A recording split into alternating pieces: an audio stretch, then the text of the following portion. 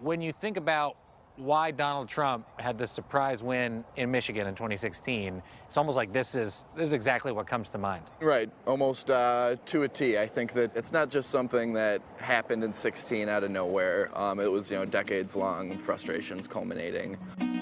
We met up with Democrat Stephen Rizeppa in the Detroit suburb of Trenton, a former manufacturing hub that narrowly voted for President Trump, and where Rizeppa is a member of the city council. When those new jobs that are being created are paying $13, $14 an hour instead of like the jobs that were here, where 3,000, 4,000 people were employed, where you could feed a family, you could send your kids to college. How's the economy doing here today? President Trump's had a couple years to get things back on track.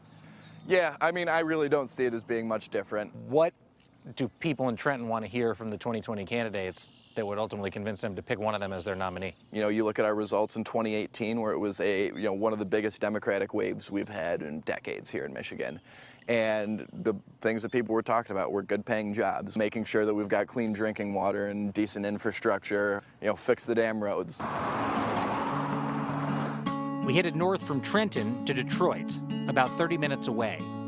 This is downtown Detroit, and honestly, it used to be pretty bleak around here too, but today there's all kinds of new stuff. Hipster coffee shops, really nice hotels, but the problem is the rebound is not benefiting everybody. Downtown, we headed out on a drive with activist Joel Rutherford, who told us that along with alienated white working class voters switching to Trump in 2016, the other problem was some African American voters stayed home. We made an unplanned stop. This literally looks like it was bombed out. Sure. One of the issues of downtown right now is like so much money's going in there. They're making it so nice. But for who? The average Detroiter's not going to live there. They couldn't afford to. How can candidates say, oh, we care about you, give us our vote? Okay, but what are we getting in return for it? What are you doing about this? Exactly. We kept driving to the Milestone Diner in Macomb County, where Joel is the chair of the Black Caucus, a county that went twice for Obama and then flipped to Trump. Joel introduced us to some other Democratic organizers. So, do you guys know personally people that stayed home last time around? Yeah. Yes. You can't really fault someone for not seeing themselves in a candidate. If you don't relate, if that person doesn't appeal to you, doesn't call out your issues, make it necessary to address underlying systemic racism, then it's going to cause a problem and a disconnect. They clearly saw flaws in Trump as a candidate, but did not want to vote for Hillary Clinton simply because she was the only other option. The Barack Obama presidency left a lot of people kind of bitter. We're still in debt.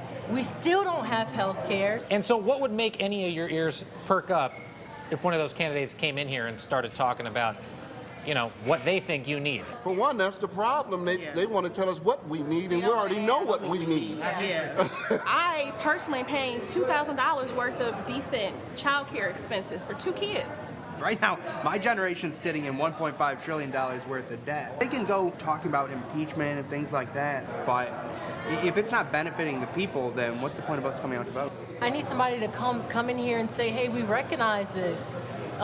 We see this as an issue, and we are going to fix it.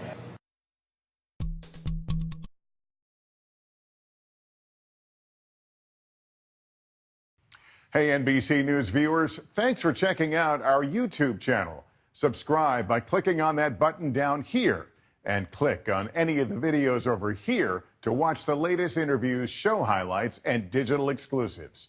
Thanks for watching.